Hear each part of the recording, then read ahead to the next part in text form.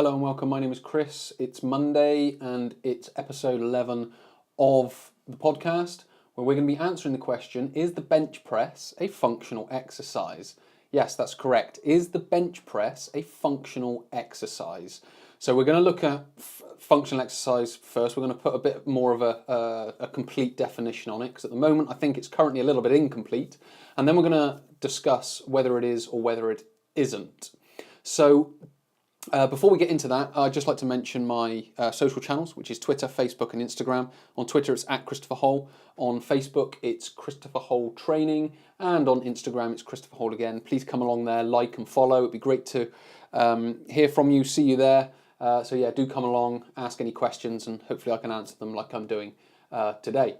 So alternatively, you can come to the website, which is christopherhole.com/join. Put your name, your email address in, join the monthly newsletter, which is jam-packed full of videos where I try and answer more questions under the banner of health and fitness. So it could be exercise, diet, mindset, whatever it could be, anything under that umbrella. I try to have my 2 pence worth, if you will. So back to today's question, which is the bench press a functional exercise? My initial and short answer to this is yes, if used correctly. So if used incorrectly, then it might not be a functional exercise, but if you use it in a certain way, then yes it is. So essentially that is my answer to the question, is a bench press a functional exercise? Yes, if used correctly. Now what I'm going to do is put a little bit more flesh on the bones and explain why I'm saying that answer. So first of all, it's what is a functional exercise? Because if we can understand what a functional exercise is, then we can understand what how we use these exercises. So it's an exercise that replicates everyday movements. So at the moment, functional exercise, that's how it's defined, is an exercise that replicates everyday movement. So anything that replicates an everyday movement is considered a functional exercise. Now the problem here is functional is limited to a particular exercise or a particular pattern or a particular movement.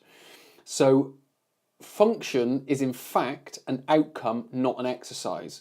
Because if we're talking about function, what do humans do? They push things open, they pull things open or closed, they lift things, they carry things, they walk, they run, they rotate. So what we are looking at is, or let's just say a more complete definition of functional or functional exercise, so is a process that promotes and improves function. So it's not an exercise. You can't just be black and white and say that is a functional exercise and that is not a functional exercise. How we have to think of it is, does what they're doing improve their function, i.e. that pushing pattern, so pushing a door open or pushing themselves up off the floor, does it improve that pattern? If it does, then we can say it's functional, if that makes sense. So again, it comes back to how it's used. So let me explain a little bit more. When I assess the pushing pattern, for example, so if we're talking about bench press, I use what I describe as a modified push-up. And that's to challenge the body's ability to maintain that position. So what I'll do is I'll put their hands not by their sides or by their shoulders, I'll put it up by their chin or by their forehead.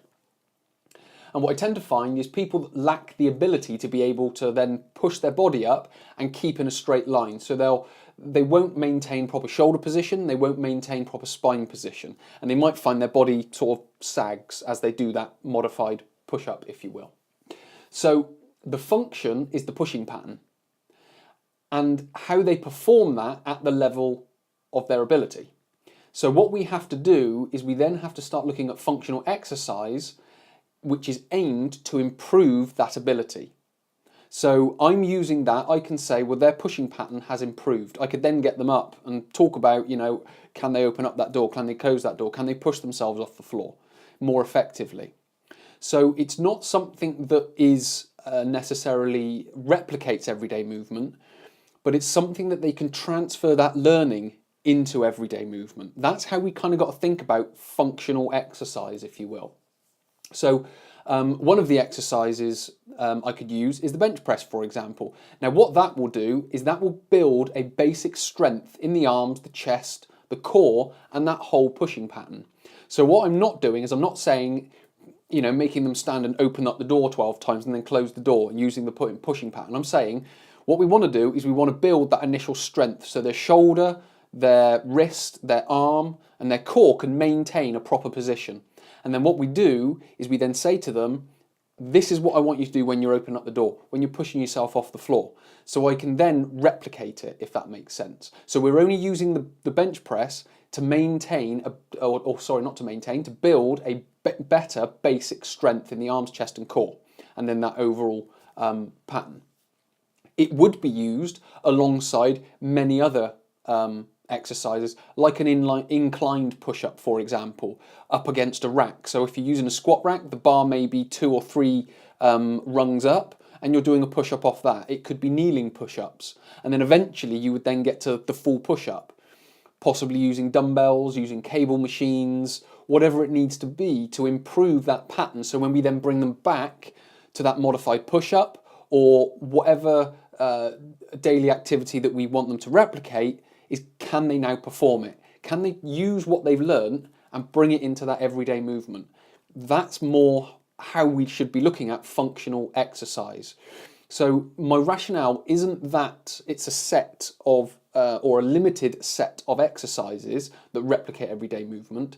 It's asking the question, how can I improve their function? And what am I doing to move them closer or further away from that desired function?